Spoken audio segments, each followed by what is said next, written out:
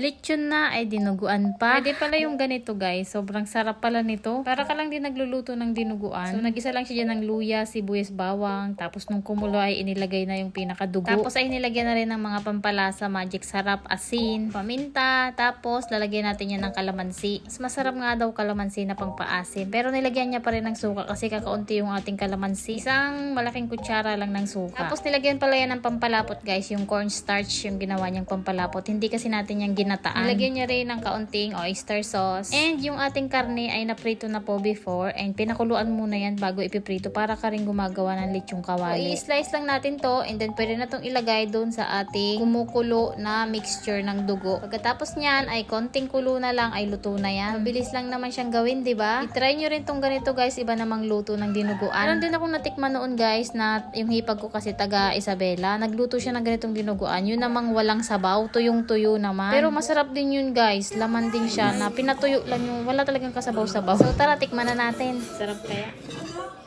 Masarap. Lagyan mo sili. Sili?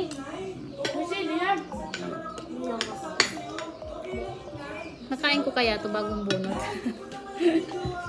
Ha? Sabaw-sabaw lang. Hindi pa maibuka yung bibig.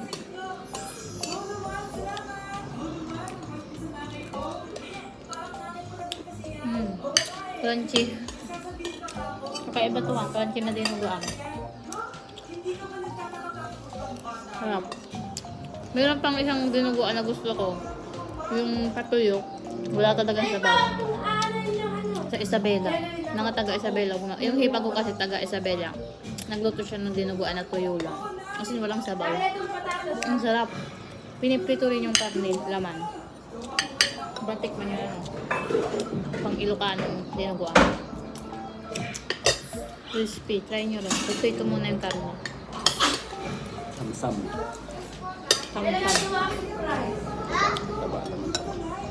Nakita niya pala tong recipe na dun sa pinag-inuman niya. Yan daw kasi yung pulutan. Kaya ayun, ginaya namin today. Ayun, nagustuhan din ng mga bata. Si Jillian tsaka si Kuya Kel mahihilig yun sa dinuguan. Si Ella lang ang hindi. Kaya sa kanya yung lechon kawali lang. Try nyo na rin. Sarap niyan.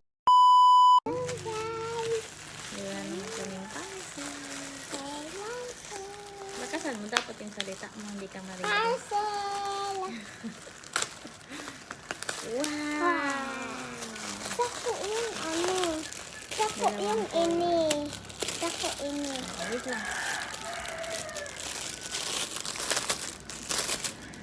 Wow. Ayan siya Ini guys. sako. Red sa'yo, red. Sige, suotin mo na. Meron akong nakita nito guys sa kaklase ni Ella. Pero naka-add to cart na yun sa akin matagal na. Dahil nakita ko nga sa personal na maganda naman. Kaya ayan, chinek out na talaga natin. Sobrang cute niya lang kasi na hairband. Kasi nga meron na siyang mga clip. Instant ayos na rin sa mga buhok ng ating mga anak. Pero syempre okay din yan sa atin. Kaya naman susubukan ko rin. Sobrang cute niya talaga lalo na yung color na red. 2 pieces na yan guys. 69 pesos lang. At syempre hindi tayo papatalbo. Lalo ka nang naging baby face dyan. Okay nga to kay Ella po kasi yung bangs niya ay humahaba na. Hindi na sagabal sa mukha natin. Hala, lalong gumanda yung baby ilapot natin. Sa comment section yun. Link ko saan ko nabili. Planting season na naman nga, kaya ayan na yung kita ko sa kapatid ko. Grabe, ang gaganda na ng mga tanim nila dito. May sili, may talong, may sibuyas. Meron din silang mga sitaw. Ito lang yan sa harapan ng bahay namin guys. Sawang-sawa kasi sa sikat ng araw. Mahilig naman talaga ako guys magtanim. Kaya bukod dito sa aking mga isda na pinagkakaabalahan ko, meron na rin tayong mga napunla. Grabe ba naman kasi talaga hindi ka nabibili ng sili. Apakamahal pa naman ngayon. Tadan! Ayan, buhay na yung ating mga punla na mga petsa yan guys. Nilagyan ko siya ng cover kasi may mga manok pa kainin. Ito pa naman yung gustong-gusto nila yung mga talbos. So ayan, tubo na sila. Mga ilang araw pa, pwede na natin yung i-transplant sa pinakapat na pagkataniman na natin. Meron pa tayo dito guys, sa isang planggana. Bali, 2 planggana yung pinunla natin. Ayan. Bali, 2 days na to guys. Ganito na sila kahaba. Malapit-lapit na yung iba, malaki na Maghahanap na tayo ng pagtataniman nito. Medyo malawak-lawak pa guys dito sa harapan ng bahay ni Ate Helen. Ayan, hilera natin dyan. Kaya po nakataas kasi madami ditong manok. Kaya abangan nyo sa mga susunod na vlog ang ating planting season. Hello po guys. Hey, putos ako dating. Sure ako. Apikit ako. Wow! Ang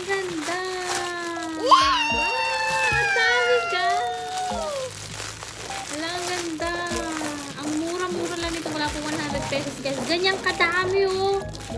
Wow! Sobrang dami. Anong color? Ano, violet, may Wow, ang pink, dami. tapos may pink, tapos may Mura lang ito guys. oh. flowers, Kasi wala na. Ubus na yung pantali niya ng hair. Wala na. Hindi pa ako sa napunta. Ayan oh, sobrang dami niya. Nabukan ka na. Sana may... Iba din. Oh, hello guys! Nama aku snack madami. Kung gawin dito at daw. Kapag ilan ang akin. Eh kasi ko. May na dua lang star. Na. Yan. Dito sa kabila.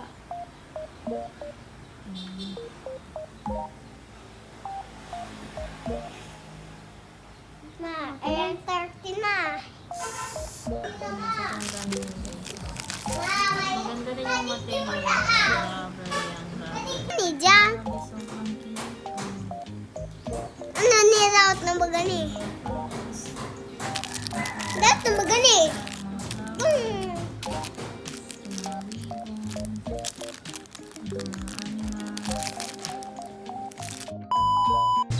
Wala eh. Inabot tayo ng sipag ngayon. Ilaban ko na kasi para bukas sasampay ko na lang. Magbabanlaw ako maya-maya kahit bagong buno tayo ng ngipin. Dahan-dahan lang naman. Mga babanlawan ko na yun. Sasabay-sabayin ko na kasi para hindi tayo mapagod. Bali doon ko na siya sa loob babanlawan ng washing. Tatapusin ko lahat ng sabon. Tapos doon na sila babanlawan para mas madali.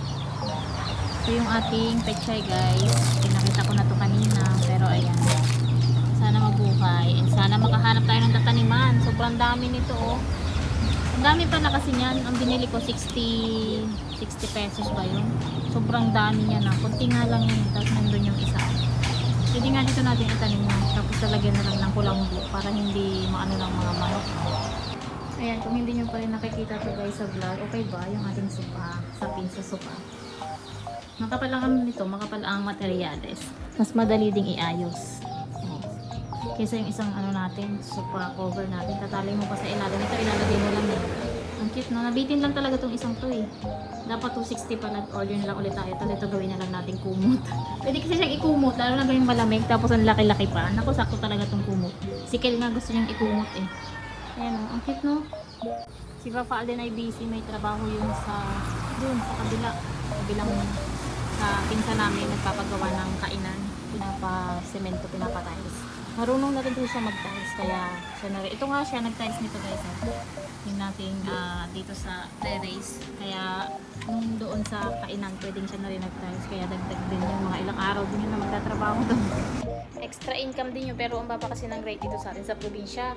Nasa, I think, hindi ko kasi alam yung buong sahod niya kasi binigay niya sa akin yung bawas na. Kaya hindi naman ako nagtanong.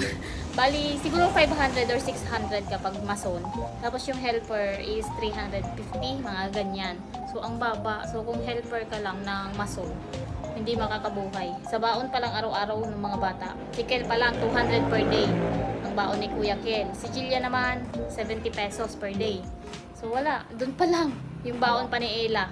Tapos yung ulam-ulam nyo, ang hina ng kitaan. Pero at least hindi tayo zero, yun ang mahalaga. Tapos meron naman tayong maraming mga extra income dito. Kaya thank you so much sa mga supportan nyo sa akin dito sa social media, mga nanonood. Malaking tulong po talaga. Kaya ayun, siguro pag nag-college cycle doon na lang tayo mag-iisip ulit ng iba pa na pwede nating pagkakitaan kasi siguradong hindi kakayanin pag may college na. Sabi ko kasi sa kanya, public na lang siya mag-aral para pag public kasi guys, syempre intindihin mo lang yung pamasahe, tapos yung kanilang baon. Pero pag nag-private ka, Diyos ko po ang tuition, doon tayo mamumulobi. So ayun, pag-iisipan natin, 1 year pa naman, kaya meron pa tayong time. Inabot na tayo ng hapon guys. Madaling na po. Alas 5:30 ng hapon. Nasampay naman tayo. Gusto ko nakakapagod. Tapos bagong bunot ng ngipin. Masakit siya guys. Pero hindi man ako nagbuhat. Sa washing naman lahat. Ayan. Sampay lang tayo. Nandiyan na si Papa Alden. Siya rin nagluluto ng dinner. Sipag yun.